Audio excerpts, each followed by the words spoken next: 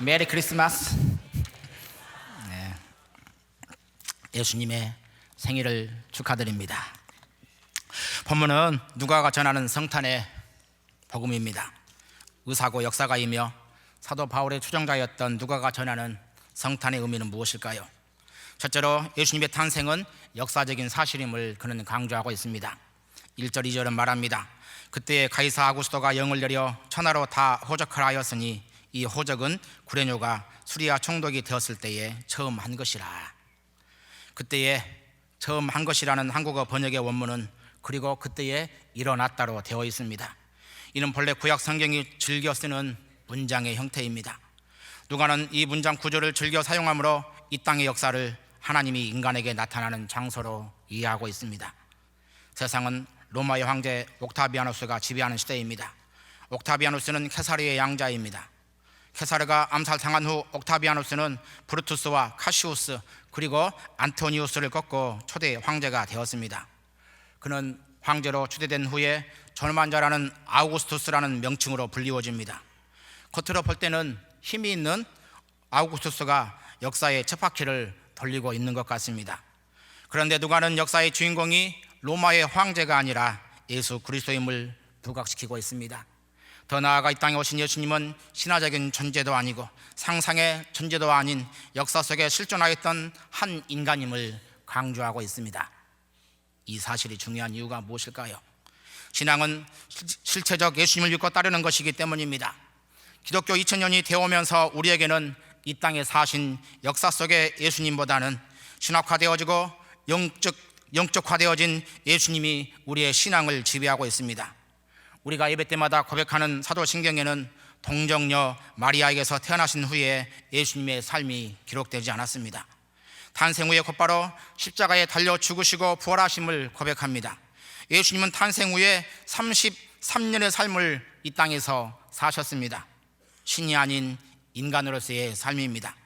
이 기간은 이 땅에 오신 예수님은 누구신가를 실체적인 삶을 통하여서 증명해내신 기간입니다. 그런데 부활 승천 후에 우리에게는 믿습니다라는 고백이 있지만 믿는 예수님을 따르겠습니다라는 고백이 사라져가고 있습니다. 믿습니다와 따르겠습니다라는 사이의 간격이 갈수록 커져가는 속에 이 땅의 기독교는 세상에 지탄받는 종교가 되어가고 있습니다. 찬란한 교리의 옷을 입고 있지만 역사적인 예수는 박제화 되어버렸습니다.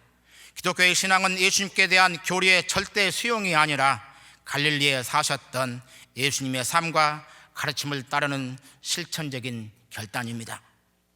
성탄의 신앙은 실존 예수님의 삶을 이 땅에 구현해내는 것입니다. 예수님의 삶을 기록한 성경은 경전이기 이전에 역사의 무대에서 하나님이 나타나셨고 개입하신 사건을 기록해 놓은 역사입니다. 말씀하시는 하나님이 우리의 삶을 찾아오셨고 방문하셨습니다. 그리고 우리와 똑같이 먹고 입고 주무셨습니다. 인간의 삶의 터전에서 동일한 삶을 살면서 구원자로서 섬김과 희생의 삶을 살아내셨습니다. 고흐가 그린 그림 중에 별이 빛나는 밤이라는 작품이 있습니다. 검파란 밤 하늘에는 밝은 노란색의 달과 별이 떠 있고 대기는 파도처럼 하얗게 소용돌이 치고 있습니다. 그 하늘 아래로 작은 시골 마을이 펼쳐져 있습니다. 밤이 찾아온 마을의 집들에는 노랗게 불이 밝혀져 있습니다.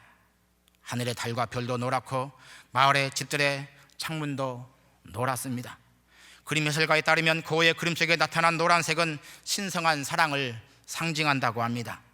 그렇게 보자면 별이 빛나는 밤은 자연을 통한 신성한 사랑이 달과 별에 충만히 나타나고 소박한 일상을 살아가는 가난한 시골 마을 집들에도 나타나고 있다고 볼 수가 있습니다. 그런데 유독 그 그림에서 한 건물에만 노란빛이 보이지 않습니다. 바로 마을 정중앙에 높은 첨탑으로 솟아있는 교회입니다. 교회에는 불이 꺼져 있습니다. 고흐가 보기에 교회에는 신성한 빛이 보이지 않았기에 의도적으로 그렇게 표현했다고 볼 수가 있습니다. 고흐는 한때 전도사의 삶을 살았습니다. 그는 무한한 이웃사랑이라는 말씀에 실천에 나섰습니다. 벨기에의 한 탄광촌에 설교자로 파송받아 그곳의 광부들에게 복음을 전합니다. 그는 그곳에서 광부들과 똑같은 삶을 살아갑니다. 자신이 가진 것을 나누어 주다 보니 그의 모든 전 재산을 다 탕진하였습니다. 그런데 그 지역의 교회 지도 담당자는 고우가 마을의 영적인 지도자로서 교회의 품격을 떨어뜨린다며 그러한 삶을 비난하고 비웃습니다. 결국은 그의 설교권을 박탈해버립니다. 고우는 위선적인 개혁교회에 실망하고 교회를 떠납니다. 그 이후 그는 화가의 길을 걸어가면서 과거의 삶을 회고하는 것입니다. 종교가 간절할 때면 교회에 가기보다는 차라리 밖으로 나가 별을 그린다. 세상의 어둠을 밝히는 빛이다라고 주님은 이 땅에 교회를 세우셨습니다. 그런데 교회는 빛의 사명을 감당하기보다 세상의 어둠을 가중시키고 있지는 않을까요? 신성한 것이 간절해질 때면 교회에 가기보다는 차라리 밖으로 나가 별을 그린다는 고의 말은 참으로 우리의 가슴을 아프게 만듭니다. 역사적 예수님이 사라지고 우리의 삶에 박제된 신학화된 신앙이 자리 잡고 있기 때문입니다.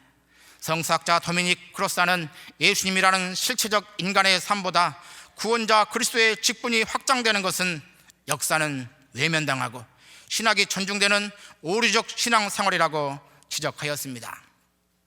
예수님은 옥타비아누스 때에 태어나셨습니다. 황제 아구스토는 로마의 황금 침대에서 비단 금침을 자고 있었을 것입니다.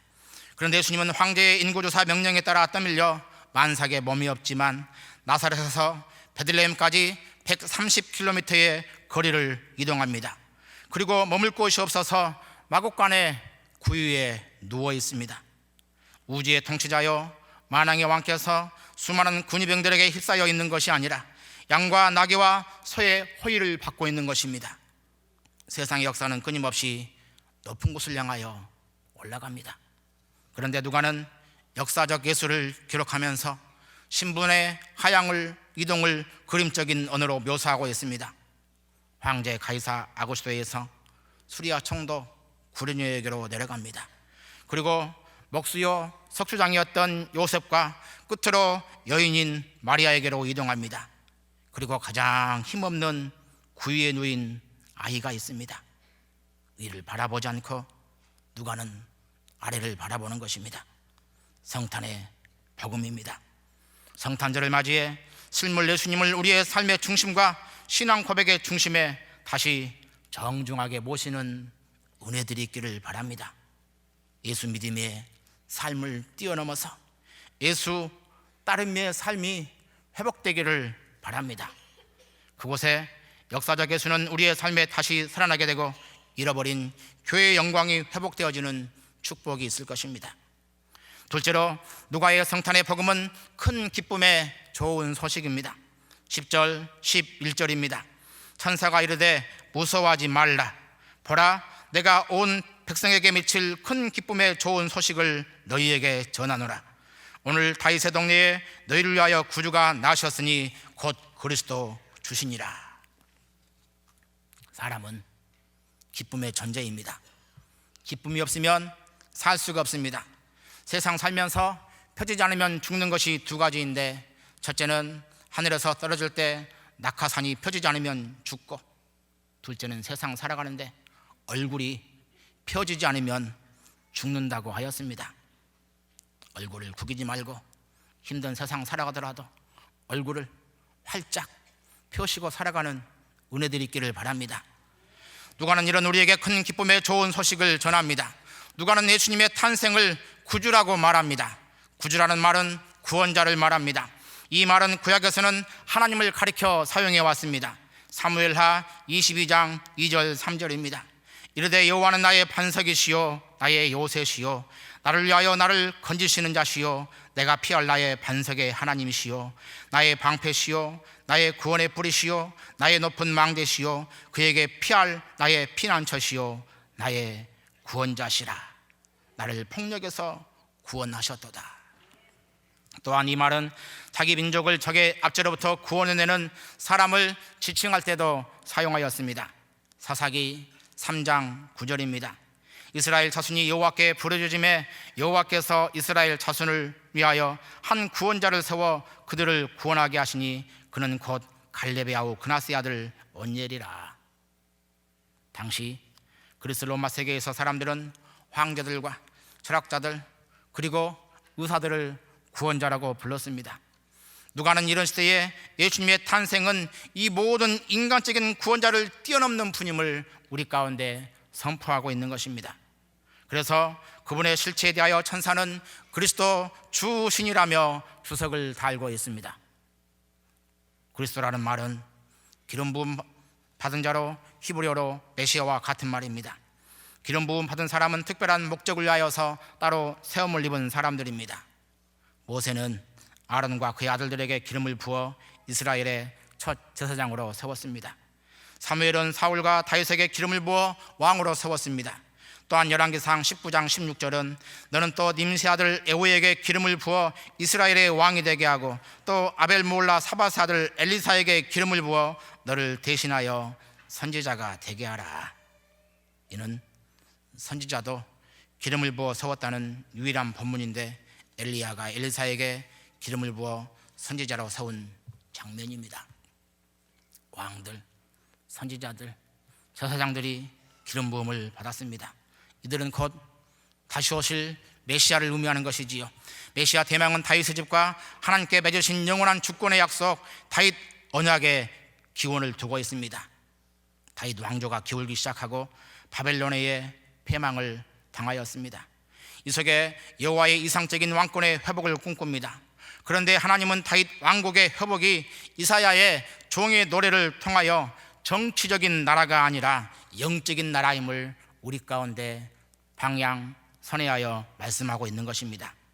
그가 찔림은 우리의 허물 때문이요 그가 상함은 우리의 죄악 때문이라. 그가 징계를 받음으로 우리는 평화를 누리고 그가 채찍에 맞음으로 우리는 나음을 받았도다. 우리는 다 양 같아서 그릇 행하여 각기 제 길로 갔거늘 여호와께서는 우리 모두의 죄악을 그에게 담당시키셨도다. 하나님은 그 약속대로 우리에게 구원자를 보내셨습니다. 죄의 삭은 사망입니다. 사람이 한번 죽는 것은 정해진 것이요 그 후에는 심판이 있습니다. 사람이 땅에서 아무리 선한 삶을 살고 부와 명예와 권세를 누리며 산다고 할지라도 이는 피할 수 없는 운명입니다. 그런데 그 죽음 이후에 심판을 계시록 기자는 이렇게 말하고 있습니다. 그러나 두려워하는 자들과 믿지 아니하는 자들과 흉악한 자들과 살인자들과 음행하는 자들과 점술가들과 우상 숭배자들과 거짓말하는 모든 자들은 불과 유황으로 타는 못에 던져지리니 이것이 둘째 사망이라. 사람은 태어나자마자 지옥을 향한 여정이 시작되었습니다. 이런 우리에게 진정한 기쁨은 죄사함이요 지옥의 심판이 면제되는 것입니다. 예수님은 이를 위하여서 이 땅에 오셨습니다. 누가는 우리에게 구주의 표적이 강보에 쌓여 구유에 누인 악이라고 우리 가운데 선포하고 있습니다. 하얀 강보는 수의를 의미하는 것입니다. 태어나자마자 수의를 입으신 예수님은 인류를 위해 죽기 위해 오셨음을 누가는 우리 가운데 선포하고 있습니다. 한 성인이 무릎을 꿇고 간절히 기도하였습니다. 예수님, 제 평생 소원은 다시는 당신을 마음 상하게 해드리지 않는 것입니다. 제가 죄를 짓지 않을 수 있도록 필요한 은혜를 주시옵소서. 이 기도를 들은 예수님이 크게 웃으셨습니다. 너희는 모두 내게 같은 은혜를 구하는구나. 그런데 내가 그런 은혜를 모든 이에게 허락한다면 도대체 나는 누구를 죄에서 구원한단 말이냐? 그것이 바로 내가 세상에서 태어난 이유인데. 요한 크리스토톰이 베들레헴에서 성경을 라틴어로 번역할 때의 일입니다. 성경을 번역하는 그에게 환상 가운데 예수님이 나타나셨습니다. 그는 너무나도 기뻐 말합니다. 예수님, 당신께 온 정성을 다해 선물을 드리고 싶습니다. 어떤 걸 선물하면 당신이 기뻐하실지 말씀해 주십시오. 예수님이 웃음을 띠며 말씀하십니다. 하늘과 땅 위에 있는 모든 것이 다 내 것인데 그대가 나에게 줄 수 있는 것이 무엇인가요? 하지만 크리스토스톰은 계속 고집을 부립니다. 그래도 제 사랑의 표시로 무엇이라도 드리고 싶습니다. 저는 수도자라 가난하지만 마침 어떤 사람이 좋은 데 쓰라고 돈을 좀 주었습니다. 이 돈을 드릴 터이니 받아주십시오. 그러자 예수님은 웃으면서 대답하십니다. 그 돈은 그대가 직접 가난한 이들에게 나누어 주십시오. 저는 돈이 필요 없답니다. 그런데도 선물을 하고 싶다고 하자 아기 예수님은 엄숙한 표정을 지으면서 말합니다. 그대가 정말 내 마음을 기쁘게 하고 싶다면 그대의 모든 죄와 욕망을 나에게 다오. 내게 필요한 선물은 바로 그것이니 나는 그대의 죄와 욕망을 위해 십자가에서 다시 죽을 것이다. 이것만큼은 내 마음을 기쁘게 할 선물이 없다. 예수님에게 선물을 드리고 싶으신가요? 나의 죄와 욕망을 주님에게 들으시기 바랍니다. 예수님은 우리의 죄를 지시기 하여서 이 땅에 오셨습니다. 나의 구주가 되시기 하여서 사람의 몸을 입고 이 땅에 오셨습니다. 이것이 성탄의 큰 기쁨입니다. 누가가 전하는 성탄의 복음의 세 번째 의미는 오늘의 복음입니다. 누가복음에는 13번의 오늘이라는 단어가 나옵니다. 그 중에 7번이 예수님의 구원 사역과 관련하여 사용이 되어졌습니다. 오늘 다윗의 동네에 너희를 위하여 구주가 나셨으니 곧 그리스도 주시니라.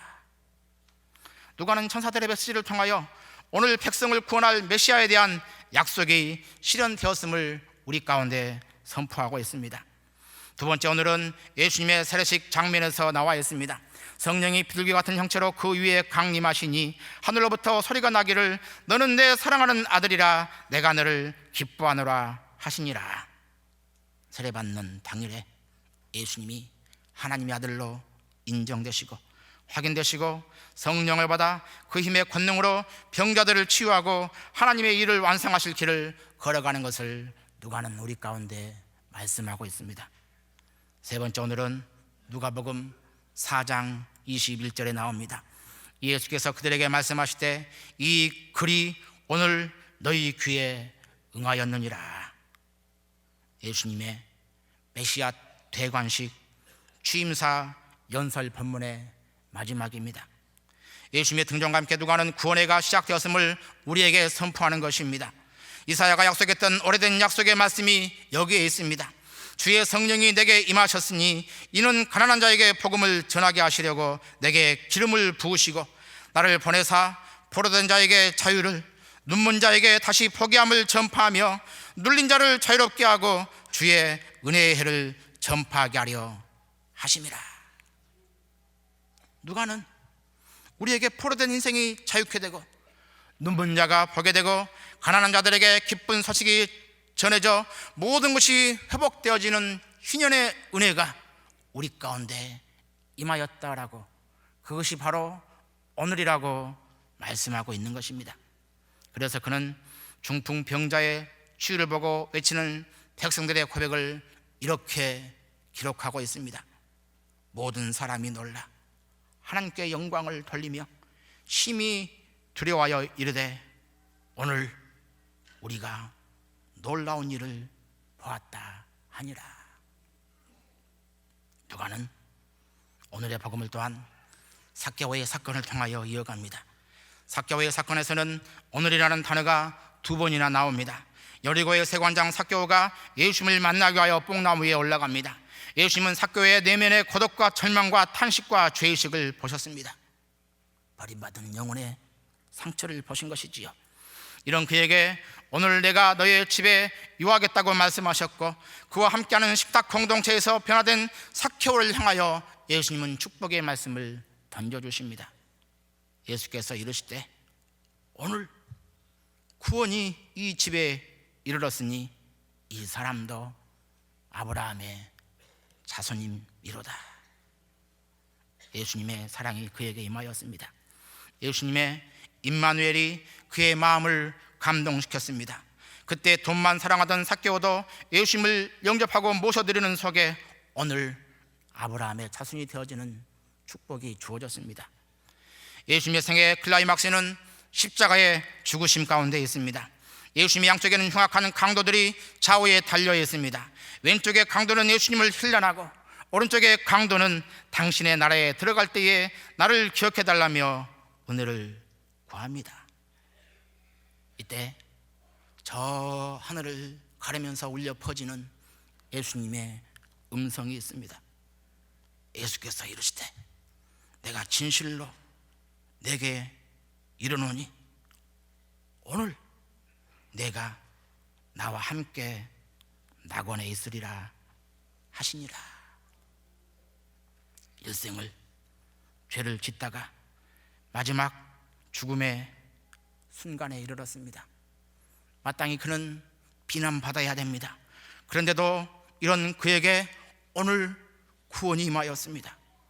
누가가 우리에게 오늘이라는 단어를 사용하는 것은 예수님 안에서 예수님을 통하여 그때 일어난 일들이 지금 오늘도 동일하게 일어남을 우리 가운데 말씀하고자 함입니다.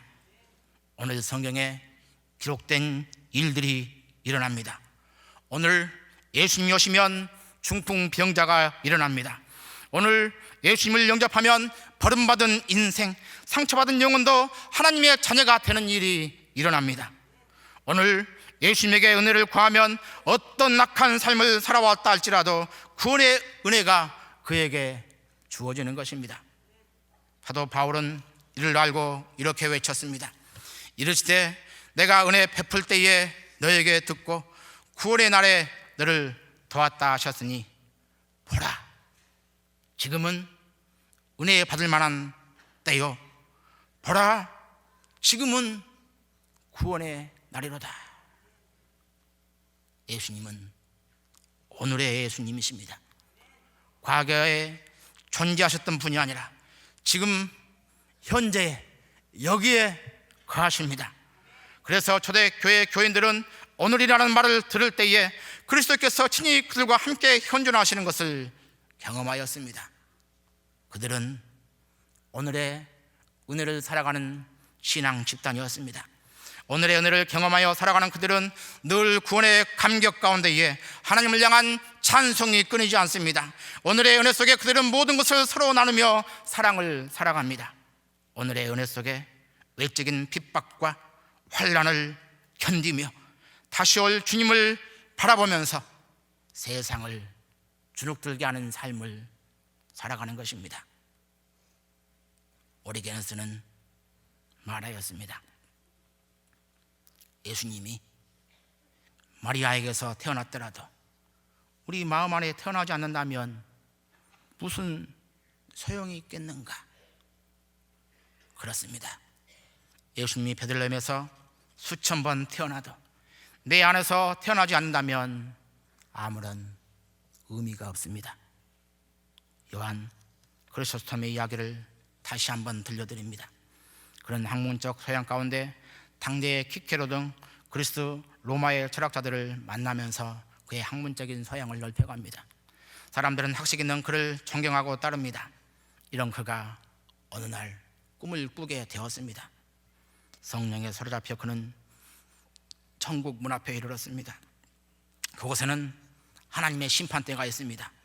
그곳은 눈으로 볼 수 없는 빛이 있었고 옥자는 옷에 찬란하여서 고개를 들 수 없었습니다. 그때 한 소리가 들려옵니다. 너는 누구며 무엇을 하다가 왔는가?